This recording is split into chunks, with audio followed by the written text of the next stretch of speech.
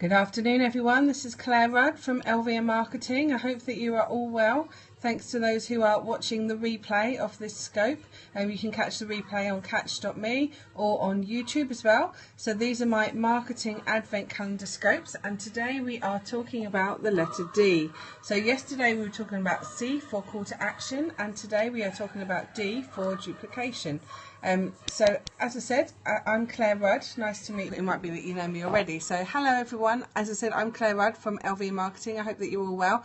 So every day in Advent I am doing a marketing advent calendar, and today we are on the letter D for duplication.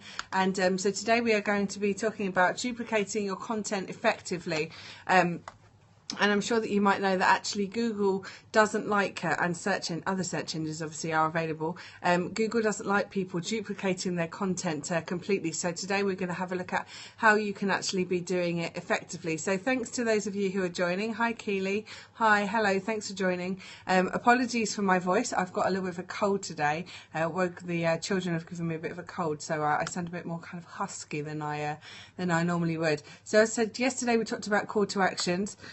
And today we are talking about, excuse me, we're talking about duplications. So people often say to me things like, oh, I don't know where I'd start with social media. You know, there's so many formats, there's so many different places. I just don't know what I would pass on each one. I don't know what I would post on each one. And I often say to them that actually for one article or one idea, you can post content to so many different places. So for example, if you were able to commit to writing just one blog post a week or one blog post a month on a subject, let's say for example it was, as it's Advent, how to make the perfect Christmas cake, for example. There are actually so many places that this could go, and there are actually so many avenues that you could take from one idea. So for example, if you were to decide, right, I'm going to write a little kind of article or blog post on how to make the perfect Christmas cake, from that one blog post, obviously you could post that to your blog, so post it on your website, which Google obviously likes, because then you're posting fresh content. Hi, hello, thank you for joining. And then you could then add that blog post or paragraphs from that blog post to your newsletter. So for example, have a couple of paragraphs in your newsletter, and then maybe like a read more link to your website or to your blog page as well. So then you are kind of creating that call to action that we talked about yesterday. Yeah, I'm good, thanks. Yes, good. So you're creating that call to action, and you are then kind of directing them to the website. And you could also do the same on LinkedIn as well. So post a couple of the paragraphs of the same blog post on LinkedIn, just a couple of paragraphs, and then direct people with a read more link. You know, you could always kind of slightly change the wording, and you could kind of do that, and you know, post it to your LinkedIn profile, and again kind of you know, direct people to your website. And you could also kind of break some of the sentences or the paragraphs down as well into kind of bullet points, and post them on your Facebook page. So for example, you could kind of either post them straight away or schedule them separately over kind of a few days. You know, for example, things like, did you know that to make a great Christmas cake the secret is, or you know, another one, when I'm making my Christmas cake I always do it like this, or here's a link to the Christmas cake recipe I've used, here's a picture of some delicious Christmas cake recipes I found. You know, you could ask some questions. Have you made your Christmas cake yet? What's your favourite Christmas cake? Show me a picture of your favourite Christmas cake, something like that. What's your favourite way of decorating the Christmas cake?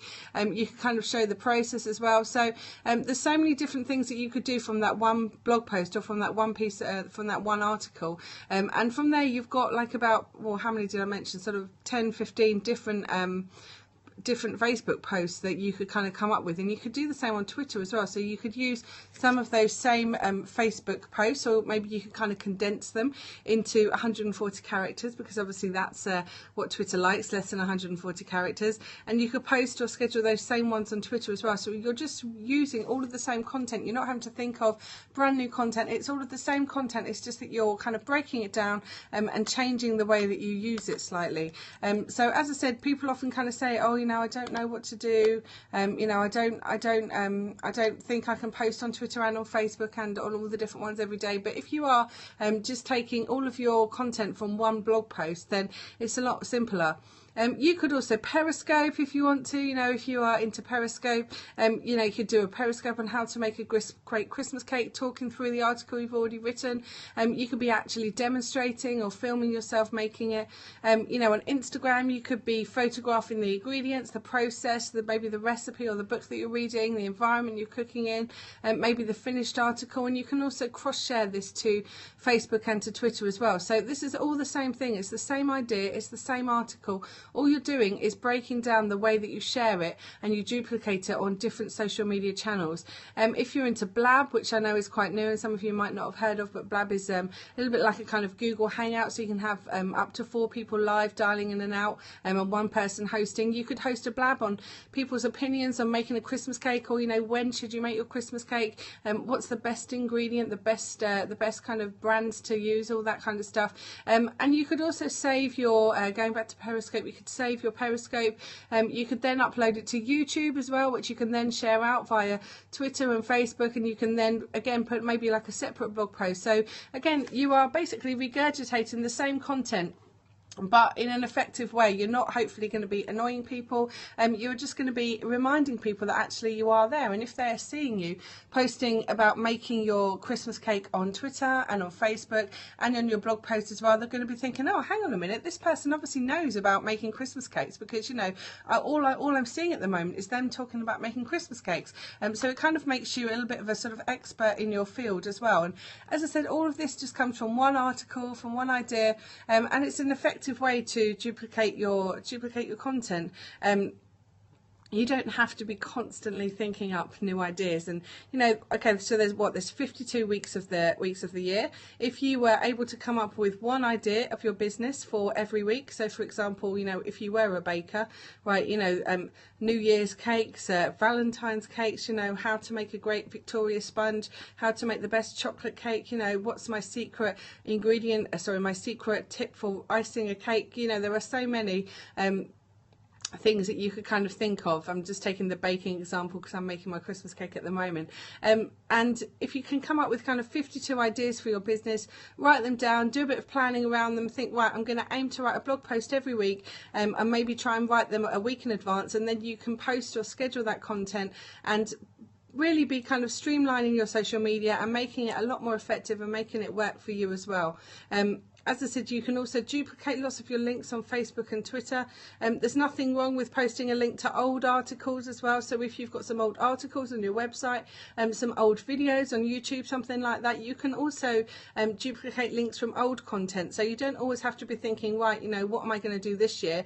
It might be that last year you wrote an absolutely amazing article on how to ice a Christmas cake, and actually you can just kind of rejuvenate that. Here's a great article I wrote last year on how to bake a Christmas cake or ice a Christmas cake or something like that. So as I said, there are old links that you can point people to as well. You can duplicate old links on your Facebook and your Twitter page, as long as obviously you're not doing it too regularly and you're keeping a kind of record or an idea of which ones you've posted when. So there are lots of different ways to duplicate. And as I said, if you are duplicating whole blog posts, then Google doesn't like it. So if you're just copying them from one website to another, or let's say you were being a little bit naughty and you read someone's website and you're thinking, oh, I really like that article, I'm just going to do a bit of a quick copy and paste onto my own, that's going to have huge detrimental effects for you and for the person concerned as well. So don't do that, don't do things like that. But as I said, there are lots of ways that you can duplicate your content, and I've just sort of chatted through a few of them. So I hope that you enjoyed this scope. My name's Claire Rudd from LVIA Marketing. You can follow me on Twitter at LVIA Marketing, so it's ELVIA. Follow me on Facebook /LVIA Marketing. You can go and visit my website lviamarketing.co.uk or .com, and I will look forward to seeing you tomorrow when we were talking about the letter E. Okay, take care, have a good afternoon, bye.